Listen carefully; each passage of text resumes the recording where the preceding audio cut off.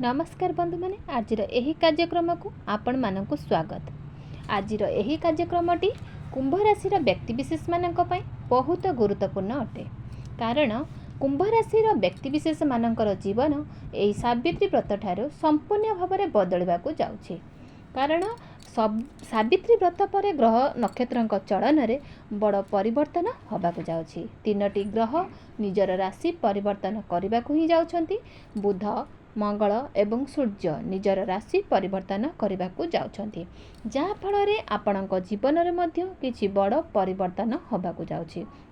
आपणकर स्वास्थ्य, शिक्षा, प्रेम जीवन, वैवाहिक जीवन, भाग्य, क्यारियर एवं व्यापार वाणिज्य क्षेत्र में यार प्रभाव पड़ाक जाउछि। तेबे बंधु माने सावित्री व्रत पर आपणक जीवन में केउं सब बड़ परिवर्तन होबाकु जाउछि ता जानिबा पई आपण माने भिडियोटी को शेष पर्यंत निश्चित देखंतु एवं भिडियोटी को लाइक करी चैनलटी को सब्सक्राइब कर दियंतु। तो कमेंट बॉक्स रे भक्ति एवं श्रद्धार सहित जय मां सावित्री निश्चित लिखंतु। तो बंधु माने आसंतु आरंभ करिबा आजिर एही कार्यक्रम, जहाँकि आपणकर जन्म राशि एवं चंद्र राशि उपर आधारित अटे। तो राशि चक्र 12 गोटी राशि मध्य 11 नंबर राशि होची कुंभ राशि। तो कुंभ राशि राशि अधिपति होचंती शनि। तो सर्वप्रथम आसंतु जानिनेबा ग्रह मानकर अवस्थिति मध्य जानिनेबा।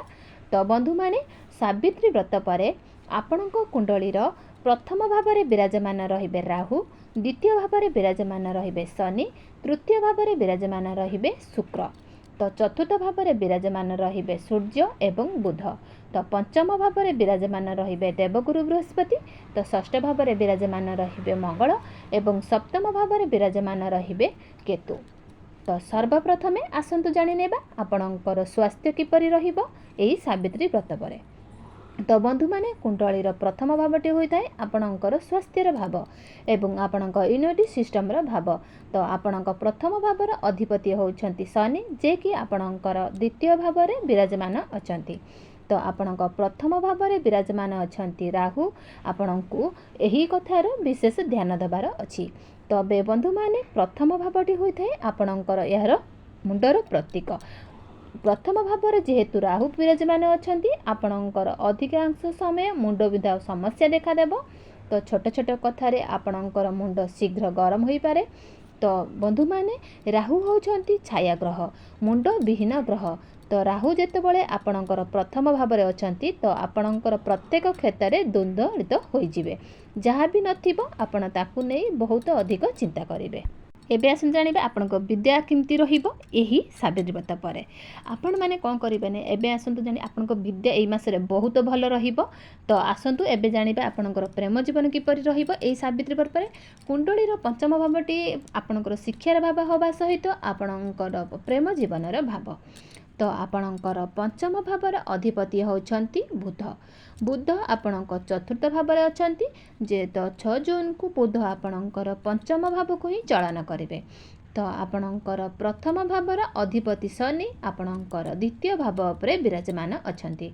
तेबे आपणक पंचम भाव में गुरु विराजमान ही अछंती। तेणु आपणकर पार्टनर मध्य बहुत अधिक बुद्धिमत देखादेव। से प्रत्येक क्षेत्र में आपणको ज्ञान देवे, आपणको बुझाइबे। कारण बृहस्पति होउछंती ज्ञानर कारक ग्रह।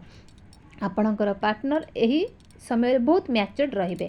प्रेम जीवन मध्य आपणकर जून मासरे बहुत भल रहिबो। आपणक मध्य बुझाबणा मध्य भल रहिबो, तालमेल मध्य भल रहिबो। पूर्वरु जदि आपणक प्रेम जीवन में कौनसी भी प्रकार समस्या थिला तो मनांतर कि मतांतर होइतला से सब दूर होइजिबो। तो एबे आसंतु जानिनेबा आपणकर वैवाहिक जीवन किपरि रहिबो एही सावित्री व्रत पर। तो बंधु माने कुंडलीर सप्तम भावटी होता है आपणकर वैवाहिक जीवनर भाव। तो आपणक जीवन साथीर भाव। आपणक सप्तम भाव में विराजमान अछंती केतु एवं आपणकर सप्तम भावर अधिपति होउछंती सूर्य आपणकर चतुर्थ भाव में ही अछंती। 15 जून को सूर्य आपणकर पंचम भाव को ही चलन करेंगे। तेबे बंधु माने केतु आपणकर सप्तम भाव में ही अछंती एवं आगको 1.5 वर्ष पर्यंत केतु आपणकर सप्तम भाव में ही रहिबे। केतु होउछंती पापी ग्रह, छाया ग्रह, मुंड विहीन ग्रह। तो केतु जेहेतु आपणक जो भाव में रही था से भाव में आपणकर असंतुष्ट प्रदान करि थांती। तो वैवाहिक जीवन में आपणक असंतुष्ट ही रहिबे। ଆପଣଙ୍କ କ୍ୟାରିୟର ଏଇ ସାବିତ୍ରୀ ବ୍ରତ ପରେ ବହୁତ ଭଲ ରହିବ। ଆପଣଙ୍କର ଏକାଦଶ ଭାବକୁ ହିଁ ଦେଖିବେ ତ ବିଜନେସ୍ରେ ଆପଣଙ୍କର ଲାଭ ହିଁ ହେବ। ତ ବିଜନେସ୍ରେ ଆପଣଙ୍କର ଉନ୍ନତି ହେବ, ଗ୍ରୋଥ୍ ହେବ। ତେବେ ପ୍ରତିକାର ସ୍ୱରୂପ ଆପଣଙ୍କୁ ଶନିଙ୍କର ବୀଜ ମନ୍ତ୍ର 108 ଥର ଜପ କରିବାର ଅଛି। ତ ପ୍ରତ୍ୟେକ ଦିନ ଆପଣ ହନୁମାନ ଚାଳିଶା ମଧ୍ୟ ପାଠ କରନ୍ତୁ।